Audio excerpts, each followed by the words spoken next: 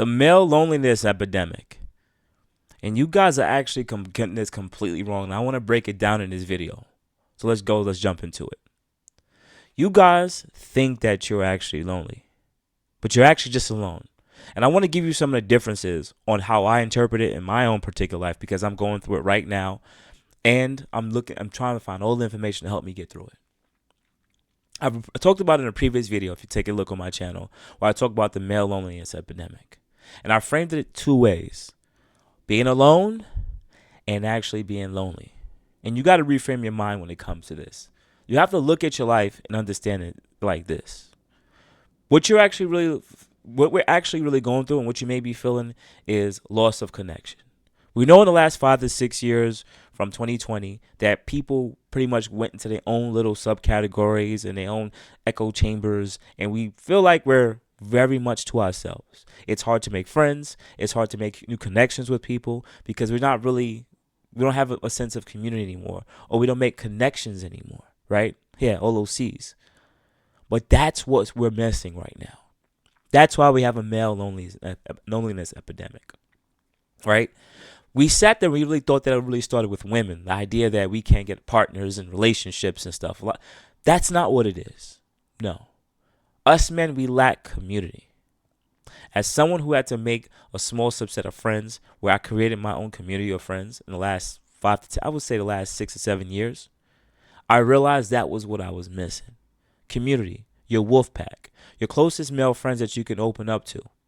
Women always sit there and make certain statements about men saying we're not emotionally intelligent, that we don't know how to develop and take care of our relationships, even though they will sit there and not stop talking over their friend for the smallest things. Men will sit at a bar and we'll start talking about sports, and that might become my lifelong friend for the rest of our life over a simple thing like that.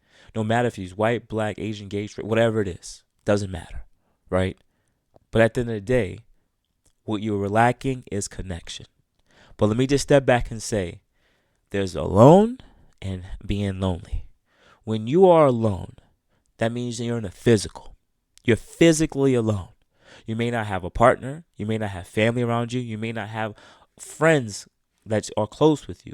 So you don't have any connections with people and someone that you can talk to on or often or hang out with. That's being Now, being lonely. You still may feel lonely in being alone because you lack connection. Once again, actual connection, right? But you can still not feel lonely, but also still have friends that you call and speak to often. And you feel like they're still there and you're still rocking out with them.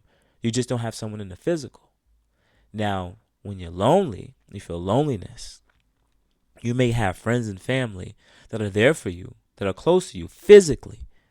But you're in a room with a crowd of people and you still feel like no one connects with you. You feel like there's no deeper meaning other than the subsurface.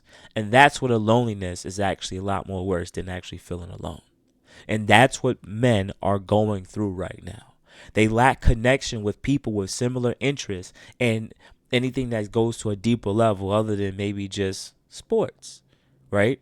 I can sit and hang out with my boys all day and talk about cars and sports and just chill. But what really matters the most is when things get really heavy for me or things get really heavy for them. Can they lean on their boys or their friends to be able to give them great male advice on certain things? I'm in my later 30s. I have friends who get married, getting divorced, having their first children, going through some kind of death. They're going through relationship problems with their women or their family, all problems that all humans go through. And the thing about having a community is you have men in that community that may have went through things. So because in that group of men, they can be able to talk to you and tell you, hey, listen, this is how I handle that situation. And to be honest, in the West Indian culture, we say this. There's plenty of ways to skin a cat, right? That means you have all different directions on how to attack something. Some ways are just going to be better than others. But wouldn't you rather have a mind of 3 or 4 other minds coming thinking about one problem than just you, right? Or going to the internet trying to seek the solution. Not saying the internet might not be good enough to help you, but let's be honest. You might go to TikTok and now you're going to be in an echo chamber of everyone who thinks alike. And sometimes when everyone thinks alike, everyone could also think the wrong thing. You have to be able to open your mind to other things outside of what you know. And that's the part about growing up and getting wise and wisdom and getting wiser. You don't only get wisdom through experience, but you get wisdom from people who've been through it already. And that is the biggest issue that we have in the community when it comes to men. This is why you feel lonely. You have actual male epidemic loneliness, not alone. And you have to identify it. So once you identify that, hey, do I have a group of friends that I can have deep emotional conversations with? Yes, we might joke and play around with each other, but are they really there for me as I'm there for them? If you do, well, then you have a great group of friends. Now, what if you don't? Well, that's why you feel lonely. That's why you're worried. Now you're in a relationship with a woman and you love her and you care about her and she's there for you, but she's not going to be there for you like a guy. Yes, she'll be there for you in your most intimate moments, but stress is not really built for the woman. You don't want it to put a lot of your intimate problems on her because it's going to fire off her mind because she needs to feel like she's in a safe place, right? So if you come into her with your own emotional problems, she doesn't feel like she's in a safe place because in her mind, the house is on fire. Even though everything is perfectly fine, but she thinks there's something wrong with you and you are supposed to be her protector, her safeguard, her stone, her rock. Well, now you're turned into powder, into dust in her mind. And that creates problems. This is why, when it comes to certain issues, you have to go to your men to speak to them about. No matter if they clown you or joke around with you, and as long as they still want the best for you, that's how we're gonna shape these things.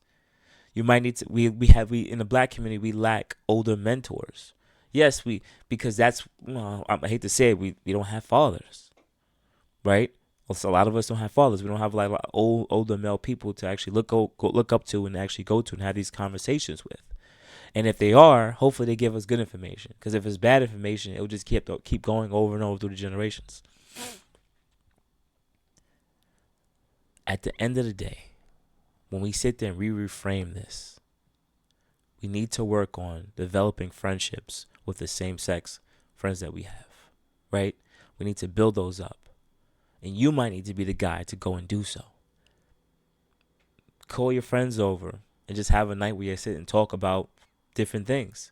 Hey, Jim, how are you and your wife? Hey, Terrence. Hey, man, listen. Yo, you good, man? It seemed like you've been a little stressed out lately. Sometimes you might be going through your own emotional things, but you might need to give first before you can receive. And when these men feel comfortable enough to be in a space and place and talk about things, no matter if they get over their egos, they'll start to grow. The grass grows where you water it and it gets enough sunlight, right? And that's what you have to do with your male relationships. There's an easy way to solve all this male loneliness epidemic. Just look out for the other man. That's it. There's always going to be ego. There's always going to be the bad apple. And even sometimes the bad apple may not be as bad as you think it is. But at the end of the day, that's what it has to be. Now, what I would say is, on the other side, this is what you have to watch out for. You have to watch out for men that don't take accountability for their actions. If they sit amongst you and everyone's sitting there saying, hey, man, you're going to work on this, and they don't want to take the accountability for it, and they gaslight you and fight you back, I'm sorry. The man is not ready to be told the truth. And he's going to be this bad apple that's spoiling the group. I'm sorry. This might be a friend you've had for decades.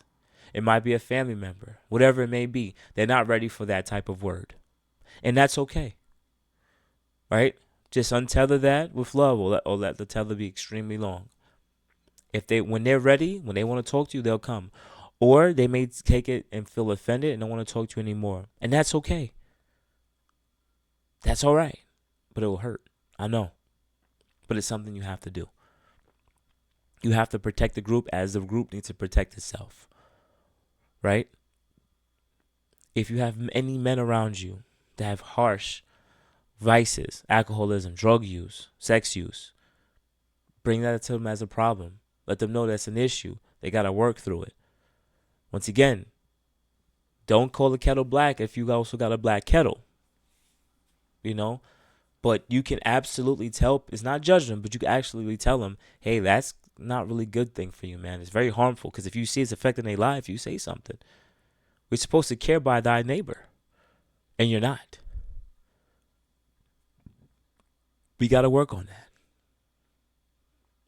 And anything else that you see maybe bad behavior that will affect them, the choices that they make today, like going to the bar and drinking, getting blasted, and driving home, right? I'm talking about blast where you know, like, yeah, they're going to get a DUI. Protect that man. Protect them. Let them know. There's no harm in saying something to them. Let them know. Text, voice note. There's plenty of ways to vocalize yourself with them. Face to face. And if they get violence their way, don't force anybody to do something they want to do. If they say you're judging them, you're not God. You're just saying you care about them in the best interest of their future. That's all. These are the men that need the most help. These are the men that are in AA, Alcoholics Anonymous. These are the men who end up in jail. These are the men who end up having harsh sentences and charges that goes against them. And at the end of the day, you got to remember, some people are just going to make bad decisions. Just make sure they're not making the bad decisions around you. All right? So remember, the best way to fix the male loneliness epidemic is to create community in the male community. That's it. That's what we have to do.